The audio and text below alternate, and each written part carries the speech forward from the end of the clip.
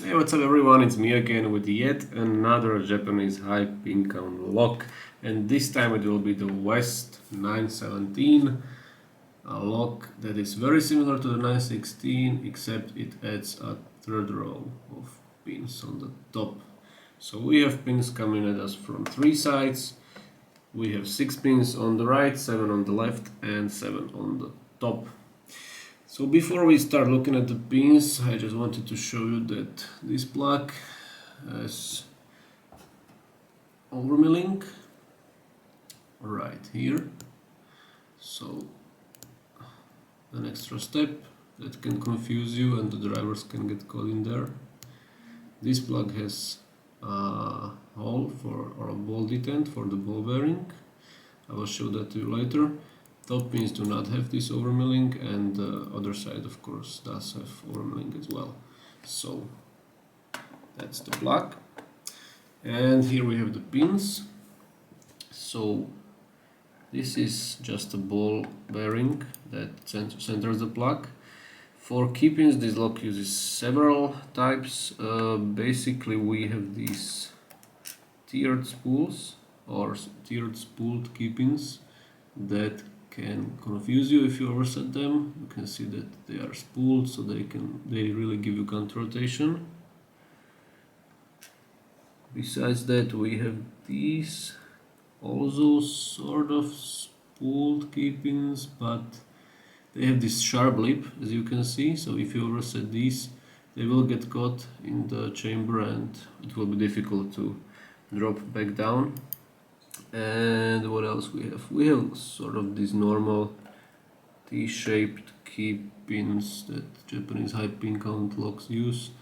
So you can see that they are wider at the top so they don't fall into the keyway.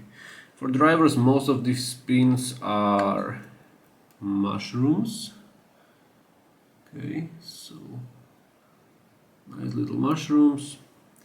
And we also have some standard key pins. I will not show these because you know what a standard looks like, right?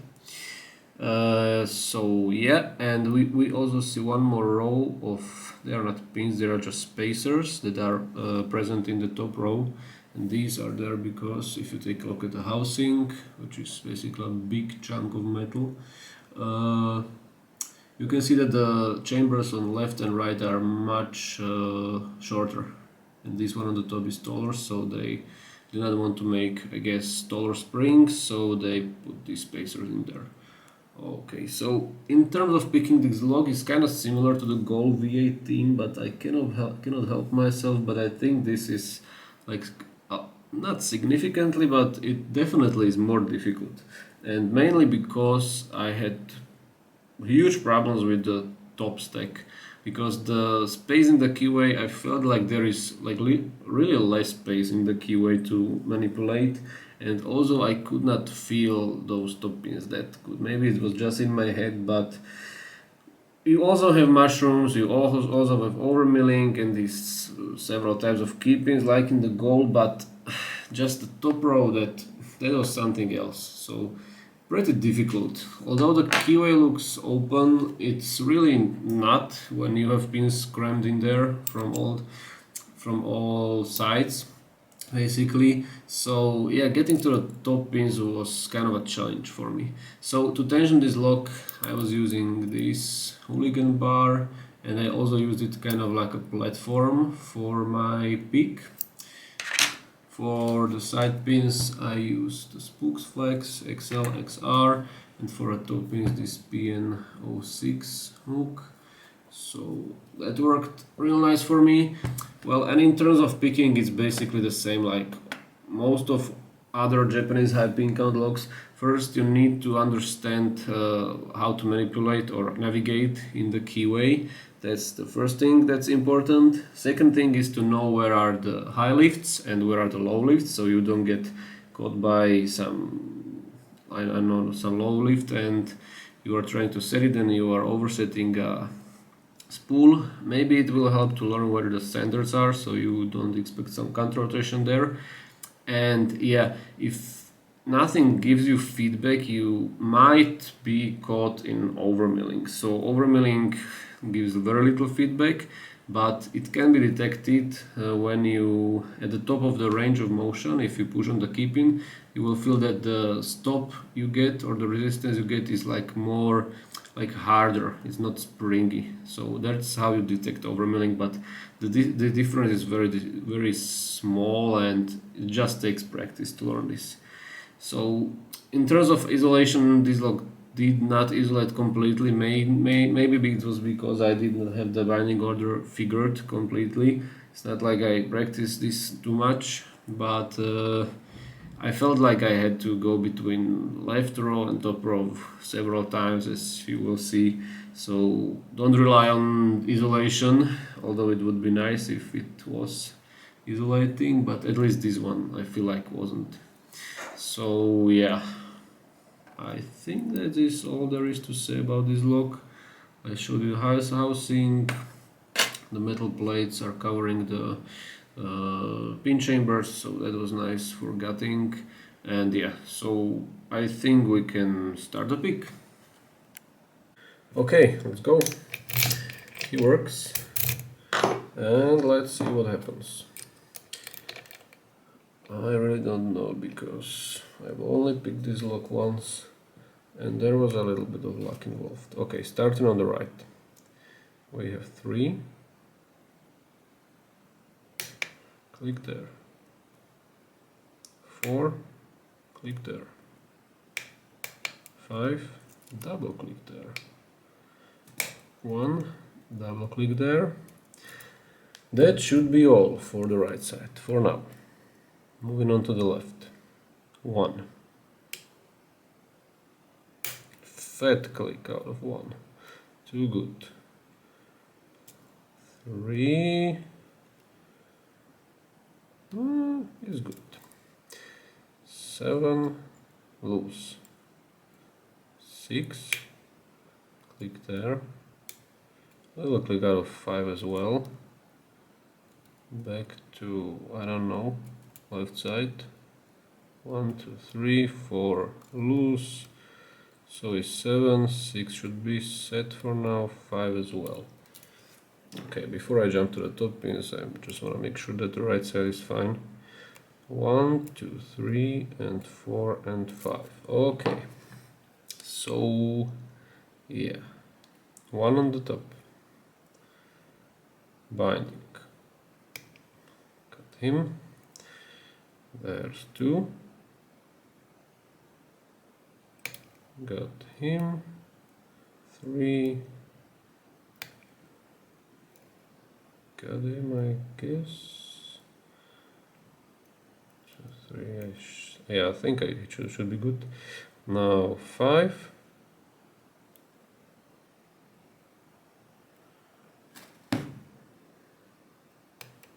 got 5, back to 1 just to be sure, 2 good, 3 good, okay. Now comes the problematic pin. Actually, let me just go through the side pins real quick. 1, 2, 3, 4, 5, because stuff likes to drop here, of course. Okay, so 1 is dropped. Absolutely fat click out of 1. Nothing on 2.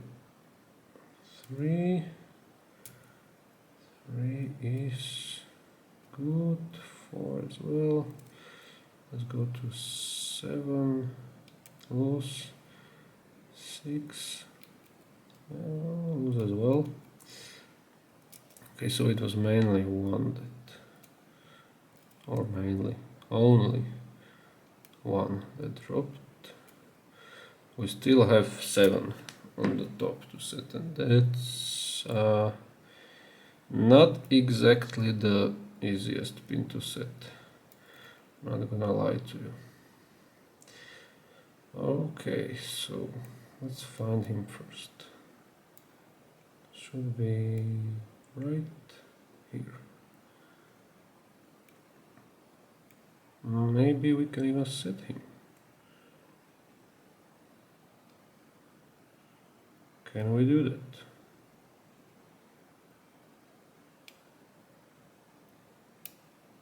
Stuff is dropping. but I think we got 7. No promises just yet. A huge click out of 1. Almost broke my finger. Little click out of 3.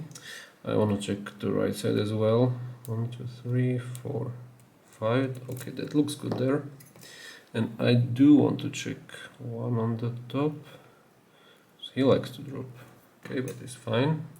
So, revisiting the left side. 1 good, 2 good, 3, 4. Now 7 is still spring is 6. 6 is something. I don't know what. Okay, I guess little click out of 5, I think. Okay, now comes the hunt of the pins. 3, 4.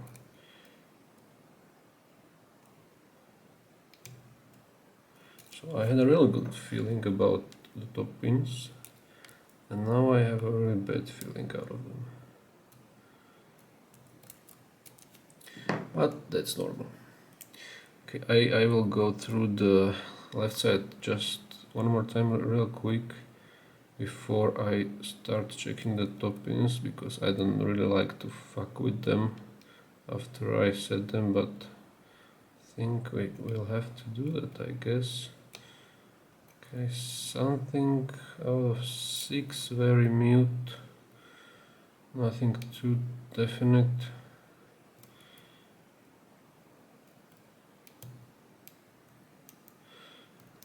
I think one of the top pins is holding us up.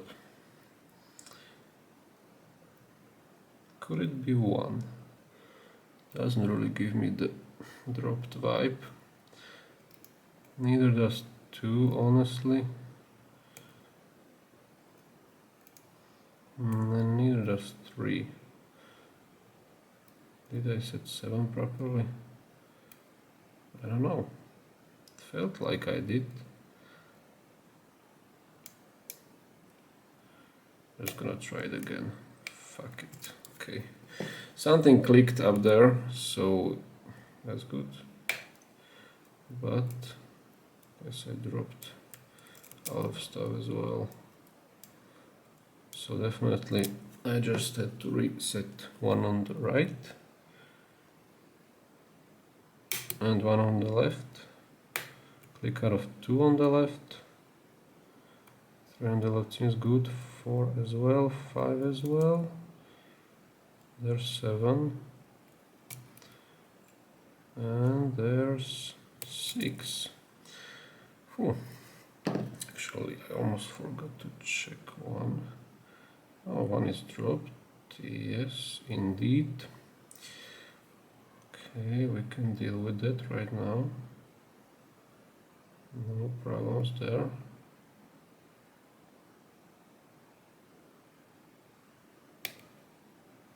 Okay. And he goes. 2 is drop as well.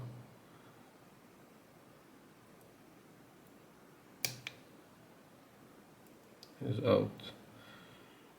And what do you know? 3 is dropped as well.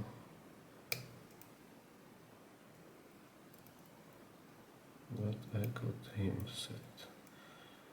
And even 5? What the hell?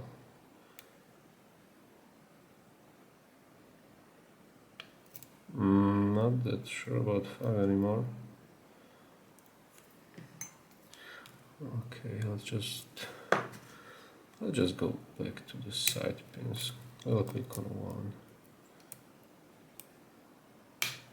A good click out of 6 and core rotation. Dude, I'm praying that the top is set, because I don't want to go there again. I really don't. Maybe I will have to. I don't know. Okay, left side 7, 6 I just set. 5 nothing. Okay, click out of 4.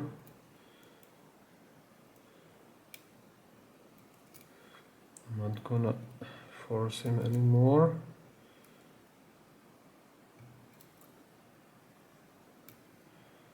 Nothing out of 7 as of yet. I'll click out of 5, but these are sort of like forced clicks, you know. Don't get that good feeling out of these clicks, if you know what I mean. Releasing a little bit of tension just to be sure that something isn't hanging, like in the overmilling. That can happen, of course. And I'm getting stuck like around the parts where 5 is, so I guess I should revisit 5. Man, these top pins. So annoying.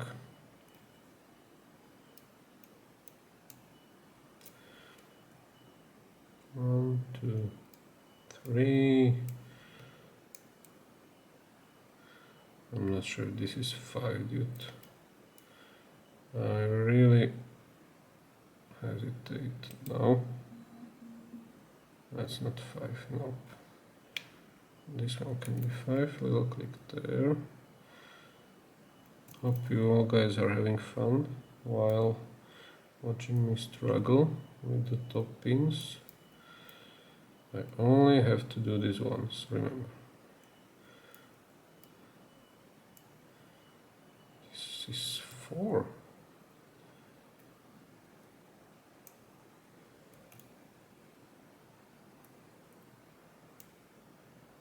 I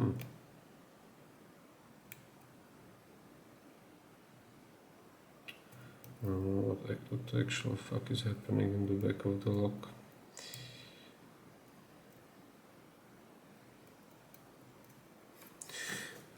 I don't know.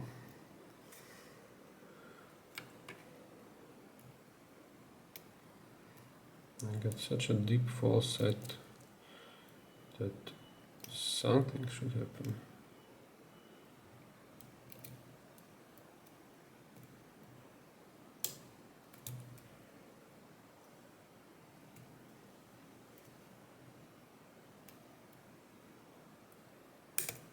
Oh, like this.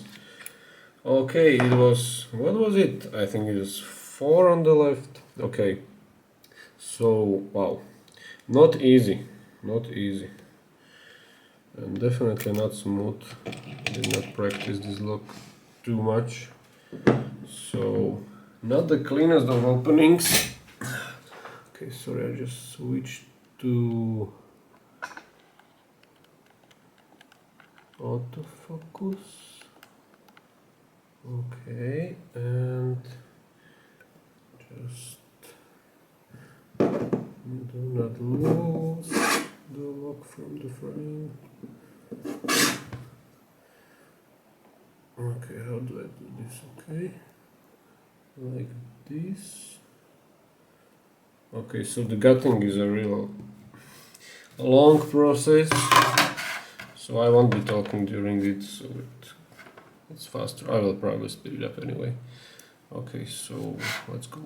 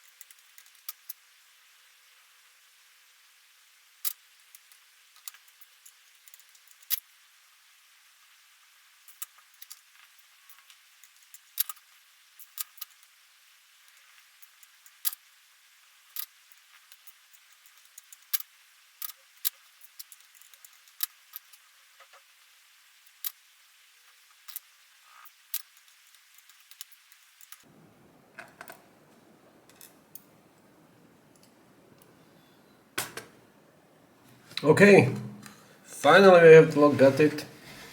So I guess we are done here for today. Let me just give you a close-up of these pins.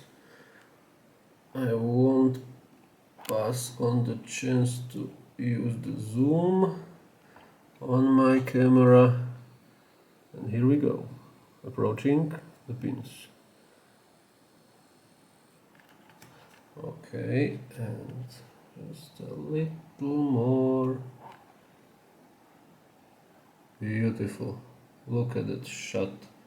You can see everything. Okay, so as you can see, 20 pins, 1 ball bearing, 3 vibrocover strips, and a core. That cannot be focused because it's zoomed. Okay guys, thank you for watching anyway. This was kind of exhausting to get, but that is to be expected with locks like this. Thank you for watching, and yeah, have a nice day. See you next time.